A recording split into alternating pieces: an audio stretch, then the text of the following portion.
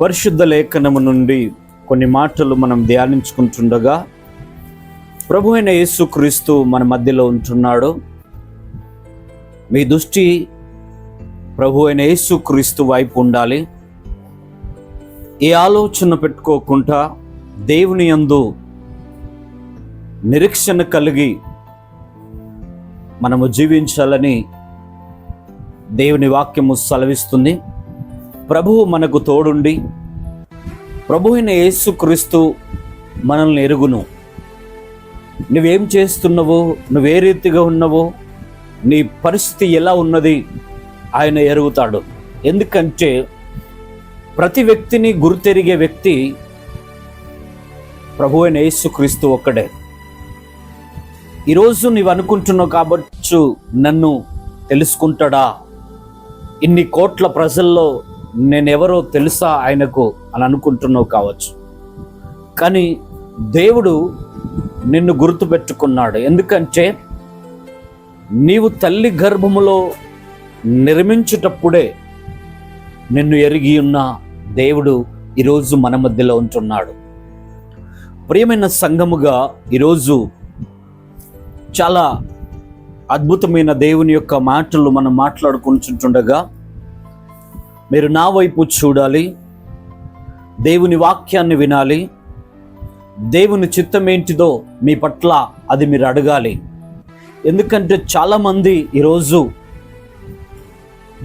సొంత ఆలోచనలను బట్టి, ఎన్నో పనులను బట్టి దేవుని సన్నిధికి రాలేకపోతుంటున్నారు.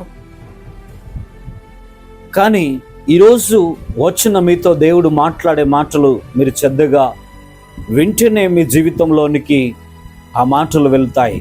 ఎందుకంటే ఎప్పుడైనా ఒక వస్తువును కొన్నా, లేకుంటే ఒక పని చేయాలంటే ఎన్నోసార్లు మనము దాని మీద ఫోకస్ పెట్టి ఆలోచిస్తాం. ఎందుకంటే అది లైఫ్ కాబట్టి దాని కొరకు మనము కనిపెడతాము, దాన్ని చేస్తాము. ఈరోజు కూడా నీ లైఫ్ దేవుడు నీ లైఫ్ను మార్చబోతున్నాడు. నిన్ను గుర్తెరిగి ఉంటున్నాడు. ఎందుకంటే ఈ లోకములో ఎవరు నిన్ను గుర్తెరిగినా ఎరగపోయినా, కానీ ప్రభు అయిన యేసుక్రీస్తు నిన్ను ఎరుగుతుంటున్నాడు. దేవుని యొక్క వాక్యములోనికి వెళితే వాక్యం ఏం సెలవిస్తుందంటే, చూస్తే 2 తిమోతికి రాసిన పత్రిక 2వ అధ్యాయము 19వ వచనములో ఈ మాట అంటున్నాడు, అయినను దేవుని యొక్క స్థిరమైన పునాది నిలకడగా ఉన్నది. ప్రభు తన వారిని ఎరుగును. ఆయన యందు ప్రభు నామమును ఒప్పుకొను ప్రతి వాడును దుర్నీతి నుండి తొలగిపోవలెను అనున్నది. ఎందుకున్నదంటే తన వారిని ఎరుగును. ఎవరిని ఎరుగుతాడట? తన వారిని. ఆయనను దేవుని యొక్క స్థిరమైన పునాది నిలకడగా ఉంటున్నది. నిలకడగా ఉండగా ఆ పునాది ప్రభువుది. తన వారిని ఎరుగును. అనుదినము ప్రభు నామమును ఒప్పుకొను ప్రతి వాడును దుర్నీతి నుండి తొలగి పోవాలని. ఎక్కడి నుండి పోవాలా? దుర్నీతి నుండి. ప్రభువుని ఎరిగిన వారు దుర్నీతి నుండి వెరిగిపోవాలి, విడిచిపెట్టాలా. ఎందుకంటే ఈ యొక్క లోకములో ఉంటున్న ప్రేమ, ఈ లోకములో ఉంటున్న మోసము చాలా గొప్పది. మోసం ఎలా ఉన్నదంటే ఎక్కడ చూసినా అక్కడ మోసం చేస్తారు, ఎక్కడికి వెళ్ళినా మోసమే ఉన్నది. కానీ దేవుని పిల్లలుగా మీరు మోసపోవద్దని దేవుని వాక్యము సెలవిస్తుంది. ప్రతి వారిని ఆయన ఎరుగుతాడు. ఎందుకు ఆయన నిన్ను గుర్తెరుగుతున్నాడంటే నీవు నశించిపోకుండా నిన్ను గుర్తెరుగుతుంటున్నాడు. అంతేకాదు, ఇక్కడ చూసినట్టయితే దావీదు కీర్తనలో మనము ఒక మాట చదువుకుందాం.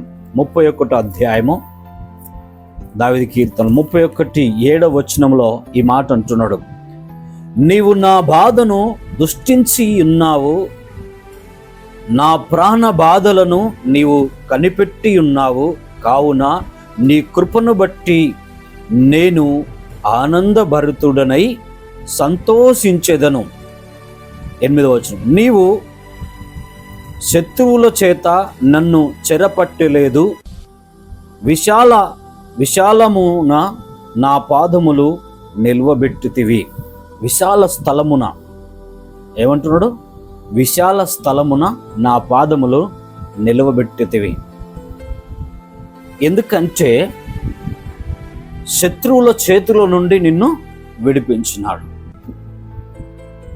నీ బాధలను ఆయన ఎరిగి ఉన్నాడు, నీ కష్టాలను ఆయన ఎరిగి ఉన్నాడు, నీ అప్పుల సమస్యను ఆయన ఎరిగి ఉన్నాడు. నీ యొక్క జీవితంలో ఏదైనా చేయాలనుకుంటే మొట్టమొదట దేవుని దగ్గర అడిగి నువ్వు చేయాలి పని. ఏదైనా నువ్వు పని చేయాలంటే దేవుణ్ణి అడిగి చేయాలి.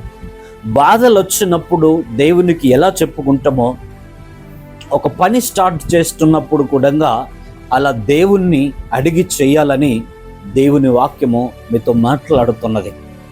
ఈరోజు ప్రభువు చాలామందిని ప్రేమిస్తుంటున్నాడు, అనేకులను దీవించాలని ఆశపడుతున్నాడు. కానీ నీ ఆలోచన ఎక్కడున్నది? నీ యొక్క జీవితంలో ఎన్నో కష్టాలు, ఎన్నో బాధలు అనుభవించుతున్నావని. ఎందుకంటే ప్రభువు చెప్పే మాట నువ్వు శ్రద్ధగా వింటే నీ బాధలను ఆయన గుర్తెరిగి ఉంటున్నాడు. మళ్ళొకసారి దావీదు కీర్తన 31:7 వచనం, నీవు నా బాధను దృష్టించి ఉన్నావు. కనిపెట్టి ఉన్నాడు నీ బాధలను. నీ బాధలను కనిపెట్టి ఉన్నాడు కాబట్టి ఆ బాధల నుండి నువ్వు విడుదల అవుతావు. ఎప్పుడైతావు? ప్రభువు నామమున నువ్వెప్పుడైతే నిలకడగా ఉంటావో, స్థిరపడి ఉంటావో, దేవుని యొక్క ప్రాంగణములో నిలబడి ఉంటావో, నిన్ను ఆయన కన్ను దృష్టి నీ మీద ఉంటున్నది. నిన్ను దృష్టించి ఉంటున్నాడు. నీ శ్రమల నుండి విడుదల చేయాలని, నీ బాధల నుండి విడుదల చేయాలని ప్రభువు తనే నిన్ను బయటికి తీసుకొచ్చడానికి స్థిరపడి ఉన్నాడు. ఈరోజు చాలామంది దేవుణ్ణి ఎరగక, తండ్రి ప్రేమను ఎరగక మోసపోయేవారు చాలామంది ఉన్నారు. వాక్యాన్ని చదివినప్పటికీ, దేవుని మాటలు విన్నప్పటికీ మోసపోతున్నారు. ప్రేమైన సంఘముగా ఎవరు ఏమి చెబుతున్నారో శ్రద్ధగా ఆలోచించినప్పుడే మీరు మోసపోరు. ఎందుకంటే ఒక వ్యక్తి ఏ మాట్లాడుతున్నాడు దానిని నీవు ఆలోచించాలి. నువ్వే కష్టములు ఉన్నావో ఆయన నిన్ను ఎరిగి ఉంటున్నాడు కాబట్టి నీవు ఆయనను ఎరగాలి. ప్రభువు ఏమంటున్నాడంటే, యేసు ప్రభు ఒక మాట అంటాడు, నేను బీదలను ప్రేమించడానికి వచ్చినానన్నాడు,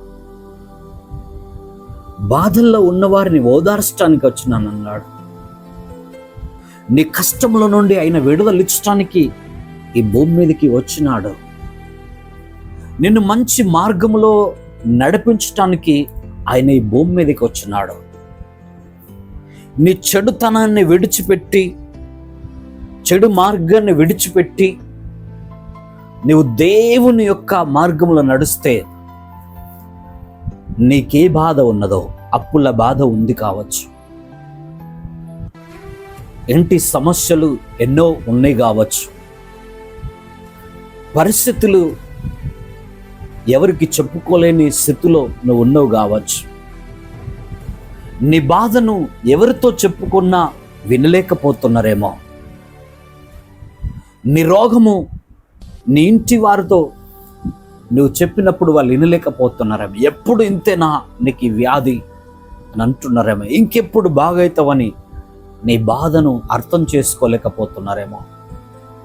కానీ యేసు ప్రభు అంటున్నాడు, నీ బాధను నేను దృష్టించి ఉన్నాను. నీ బాధ ఏదైతున్నదో దేవుడు కనిదృష్టి నీ మీద ఉంచి ఉన్నాడు. ఎందుకంటే ఒకరోజు ఒక పట్టణానికి వెళ్ళినప్పుడు యేసు ప్రభు ప్రయాణమై శిష్యులతో చాలా జనాంగముతో వెళుతున్నప్పుడు ఒక స్త్రీ అక్కడ ఉంటున్నది. 12 సంవత్సరముల నుండి రక్తస్రావంతో ఉంటున్నది. ఎక్కడికి వెళ్ళిన బాగాలేదు. ఇంటి వారు ఎంత కష్టపడ్డా, ఎన్ని ఖర్చులు పెట్టినా ఆమె బాగాలేదు. ఎంతోమంది వైద్యులను వాళ్ళు సంప్రదించిన బాగాలేదు. కానీ ఒకరోజు యేసు ప్రభు వస్తున్నప్పుడు చాలామంది ఆయనను చూడటానికి వేగిరపడుతుంటున్నప్పుడు ఆమె తెలుసుకున్నది ఏంటిదంటే, ఎవరయ్యా వచ్చేదనంటే గొప్ప కార్యాలు జరుగుతున్నాయి. యేసు ప్రభు ఈ మన యొక్క పట్టణానికి వస్తున్నాడని, మన పట్టణంలో కూడా అద్భుతాలు జరుగుతాయి, రోగాలు బాగైతాయి, దయ్యాలు వెళ్ళిపోతాయి, ప్రతి ఒక్కరికి మంచి మార్గం చూపెడుతున్నాడని జనాలు అనుకుంటున్నప్పుడు ఆమె మనసులో ఏమున్నదంటే, నేను బాగైతాను, ఎక్కడికి వెళ్ళినా బాగాలే కదా, ఈయన బాగు చేస్తాడేమో అనే ఒక విశ్వాసముతో ఆమె ఎదురు చూస్తుంటున్నప్పుడు అక్కడి నుండి వెళుతున్నాడు యేసు ప్రభు. చాలామంది ఉన్నారు అక్కడ, చాలా జనాంగం ఉన్నది.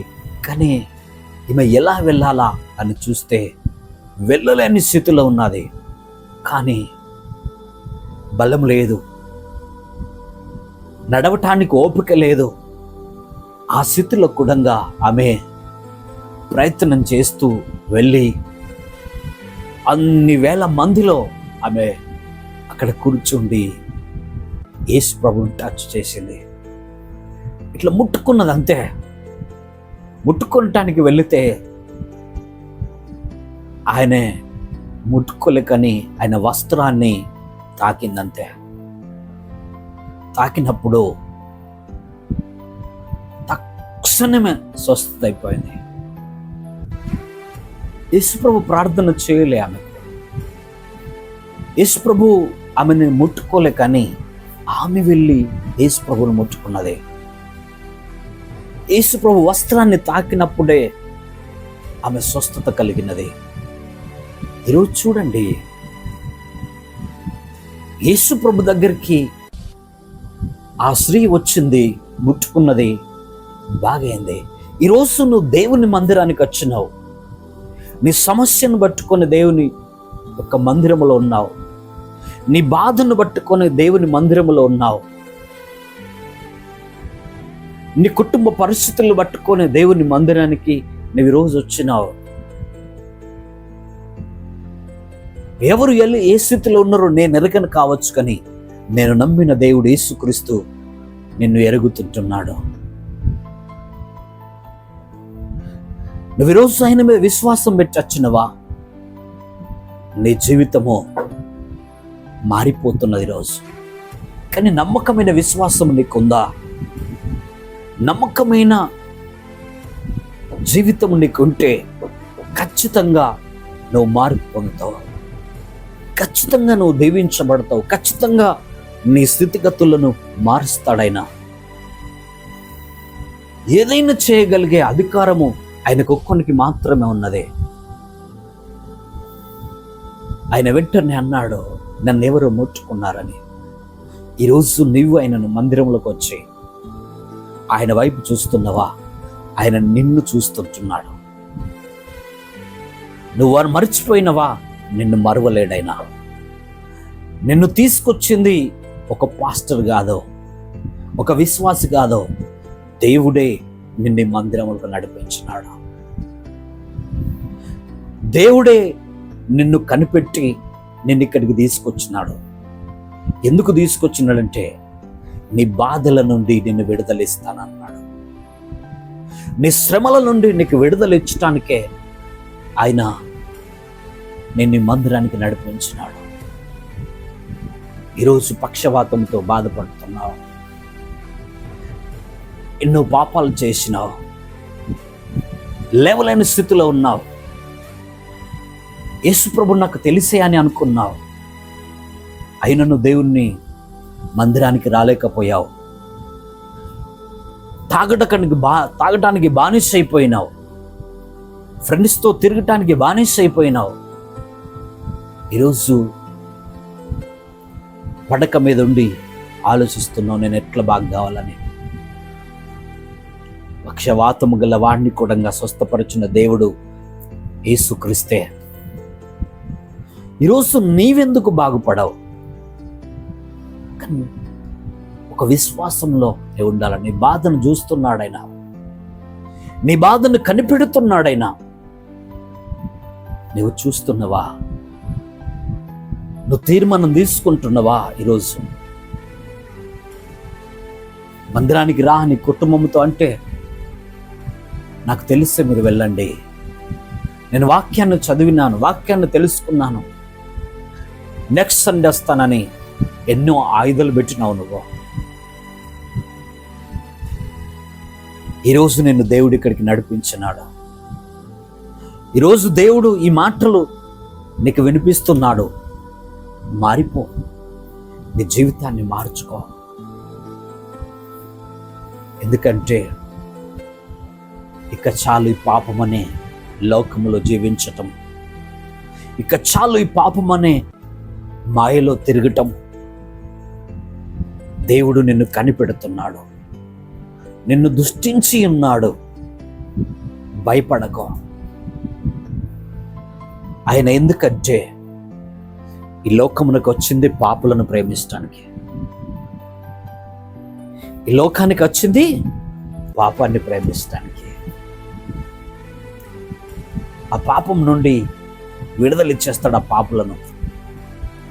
ఒక పాపిని ఎందుకు ప్రేమిస్తున్నాడంటే, ఇక నువ్వు ఆ పాపము చేయకూడదని. రోగముతో బాధపడుతున్న ఆ రోగం నీకు ఉండకూడదనే దేవుడి లోకానికి వచ్చినాడు. ఇంకా నమ్మకము లేకుంటే, ఇంకా నమ్మటము లేకుంటే బాగుండదే. దేవుని యొద్దకు వచ్చినవా, యేసయ్యను నమ్ముకో.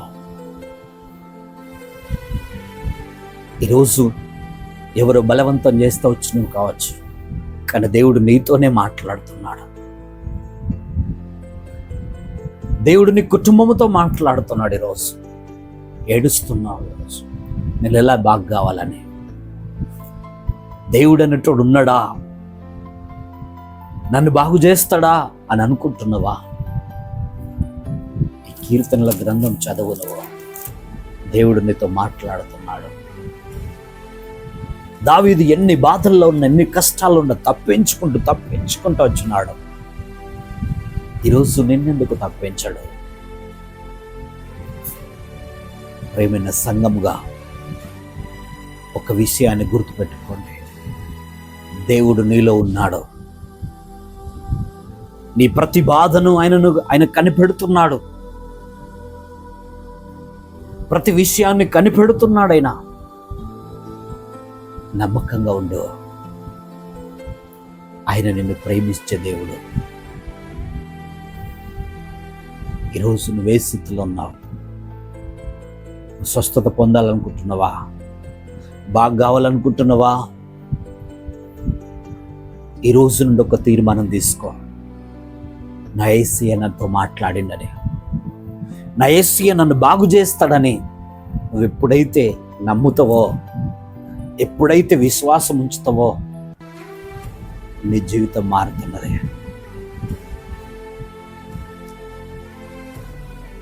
ప్రభు చెప్తుంటున్నాడయ్యా, ప్రభువు నిన్ను ప్రేమిస్తున్నాడు. ఎక్కడి నుండి ఈ లైవ్లో నువ్వు పాలు పొందితే, ఈ మాటలు వింటుంటే తప్పుడు నిర్ణయం తీసుకోకో. దేవుడు నాకున్నాడని తెలుసుకొని, ఆయన్నే ప్రభు యేసుక్రీస్తుని తెలుసుకొని సొంత రక్షకునిగా నువ్వు ఎన్నుకుంటే నీ జీవితంలో కార్యం చేస్తాడు. ఏడవకండి, నీ భర్త నిన్ను ప్రేమించటం లేదా? ఇంట్లో సమాధానం లేదా? తాగటానికి బానిస అయిపోయినాడా? ప్రార్థన చేయి, ప్రార్థన చేయి. మారు మనసు పొందుతాడు. ప్రార్థన చేయి, జీవితం మారుస్తాడు దేవుడు. గొడవ పెట్టుకోకండి. ఆయన తిడితే నువ్వు తిట్టకో. తగ్గింపు నీలో ఉండాలా? ఒకరోజు బస్లో ఒక వ్యక్తి కూర్చున్నాడు. ఆ వ్యక్తి కూర్చున్నాక ఒక సిస్టర్ వచ్చినది. ఆ సిస్టర్ వచ్చి ఆమె బ్యాగుతో పాటు ఆయన పక్క పొంటి కూర్చుంటానికి వెళ్తే ఆ బ్యాగు కాస్త ఆయన తలకు తగిలింది. మరి స్పీడ్గా వచ్చి అంటే నాకు కావాల సీట్ అని వెంటనే ఆయనను దాటేసి ఆ పక్క సీట్లో విండో సైడ్కు కూర్చున్నది. అప్పుడు ఆయన తలకు భారంగా దెబ్బ తగిలింది. మౌనంగా ఉన్నాడు. ఆయన మౌనంగా ఉన్నాడు. ఆమె వెళ్ళి కూర్చున్నది, చూస్తున్నది. ఏంటిది ఈ వ్యక్తి? సారీ అని చెప్పింది, కూర్చున్నది అంతే. ఇంత దెబ్బ తాకిన అయినా ఎందుకు ఇలా నాతో గొడవ పెట్టుకోవటం లేదు అని ఆలోచించి ఆయనను అడిగాది.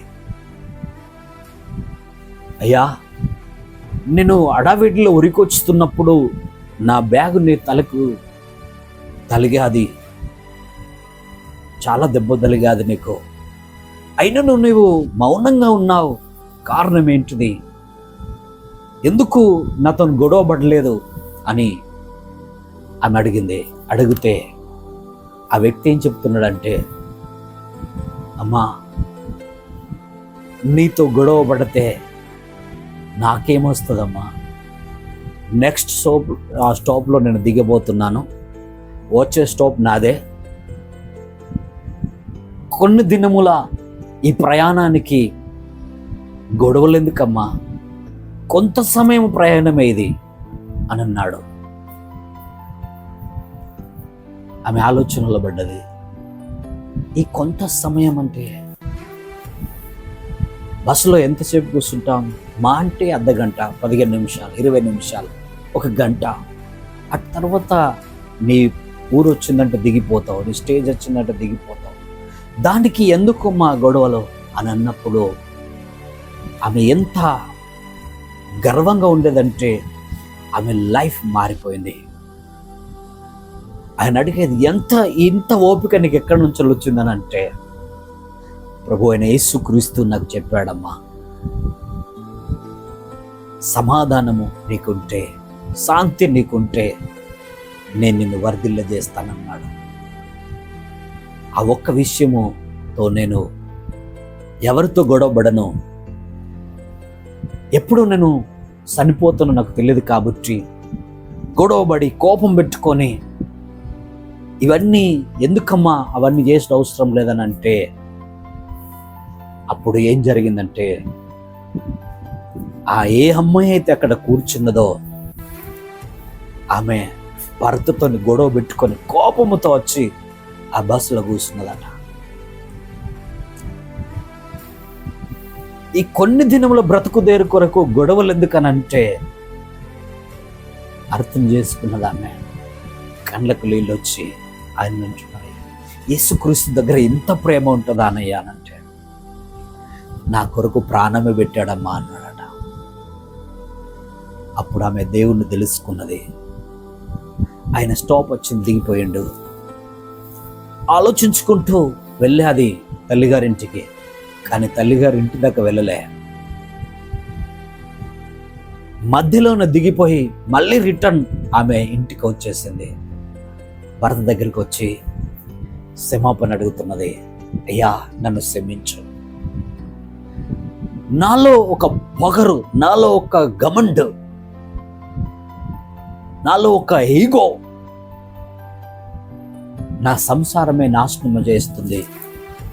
నేను తెలుసుకున్నానయ్యా, ఈ రోజు నుండి నేను ఎప్పుడు గొడవపడా అని తెలుసుకొని భార్య భర్తలు సంతోషంగా ఉన్నారు.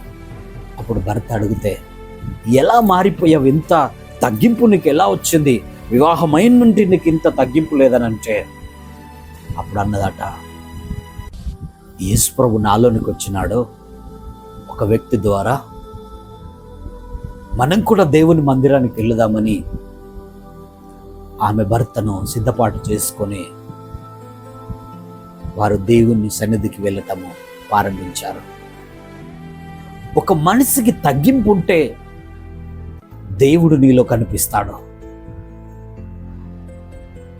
ఈ కొద్దిపాటి జీవితంలో పగలు ఎందుకు మనకు? ఈ కొన్ని దినములు బ్రతికేదానికి ఎందుకు మనకు ఈ కొట్లాటలు? అన్నదమ్ములు కొట్లాడడం, ఆరన్లు కొట్లాడటం, తల్లిదండ్రులతో కొట్లాడటం, పగలు పెంచుకొనటము, ఇవన్నీ అవసరమా? కొన్ని దినములు బ్రతికేది ఉన్నది. ఆ బ్రతుకును నలుగురికి మంచితనంగా బ్రతుకును. చనిపోయినాక నీ జ్ఞాపకాలతో కొన్ని సంవత్సరములు నిన్ను జ్ఞాపకం చేస్తారు. ఎందుకంటే అబ్రహాం మంచి పని చేసినాడు కాబట్టి ఆయన జ్ఞాపకం చేసుకుంటున్నాను. ఆయన తర్వాత ఉన్న సంతానం కూడా మంచి పనులు చేశారు కాబట్టి వాళ్ళని జ్ఞాపకం చేసుకుంటున్నాం. ఈరోజు నీవు మంచితనంగా ఉంటే, నీవు మంచి మార్గంలో నడిస్తే, నీకు మంచి ఓపిక ఉంటే, ఒక సేవకుడిగా, ఒక కుటుంబీకునిగా, ఒక భర్తగా, ఒక భార్యగా తగ్గింపు మీకుంటే